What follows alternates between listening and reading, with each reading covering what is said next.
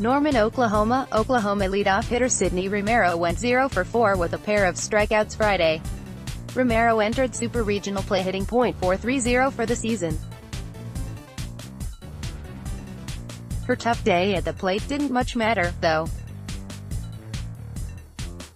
6 of her teammates recorded at least one hit and 4 drove in runs in a 7-2 win that pulled the Sooners to within one game of their 7th Women's College World Series appearance in the last 8 seasons. It was a complete game, Oklahoma coach Patty Gasso said.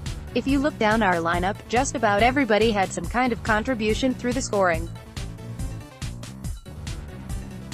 We executed our game plan very well.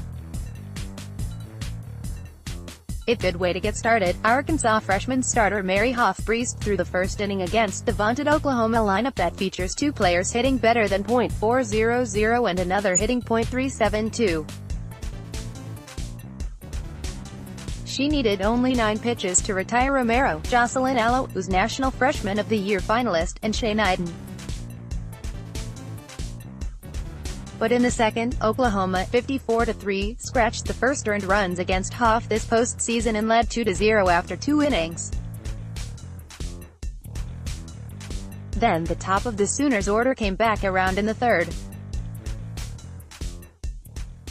Alo, on the 8th pitch of the at-bat, and Knighton launched home runs over the bleachers in left field, ballooning the Oklahoma lead to 4-0 and bringing Hoff's day to an end. It was Alo's NCAA leading 27th home run of the season and the 18th and 19th home runs allowed by Hoff. By the end of the third, the Sooners led 5-0, but it felt like more. Arkansas, 42-16, didn't help itself in the field and committed 3 errors, 2 in the 5th that led to 2 runs.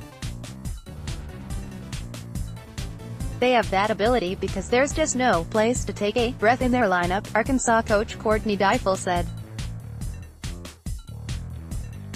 So when you create an out that you should make and they get a free base out of it, it creates momentum. Oklahoma is good at capitalizing on that. With 1 out in the 5th, Arkansas second baseman Haiti Bugarin dropped a ball at second base that looked to be a tailor-made double play ball that would get Arkansas out of the inning unscathed. After a passed ball and an RBI groundout, Oklahoma 9-hole hitter Lee Wodick laid down a 2-out bunt first base side and forced a rush throw from pitcher Autumn Storms to first. Reagan Rogers scored from third to make it a 7-1 game. Arkansas's mistakes were magnified by the strength and depth of Oklahoma's lineup, Deifel said.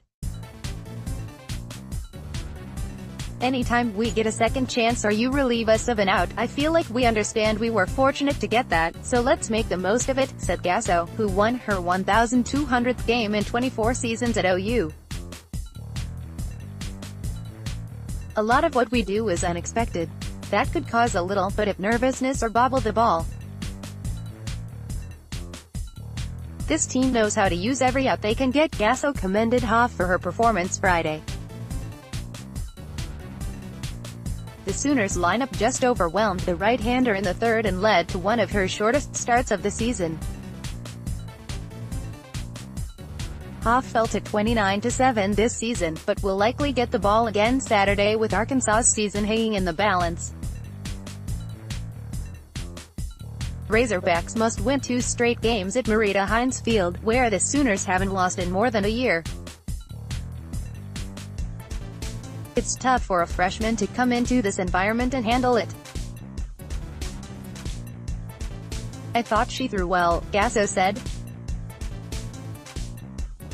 I thought she started to get a little bit wild, but it's not unheard of for opponents to come in here and do that, or for us to go somewhere with big crowds and do that. She's a big part of why they're here right now. The first pitch Saturday is scheduled for noon. Gasso would not say whether she would start 3-time All-American Paige Parker, who is one of 4 finalists for 2018 USA Softball Collegiate Player of the Year. Parker is 28-2 this season with a .0.89 ERA.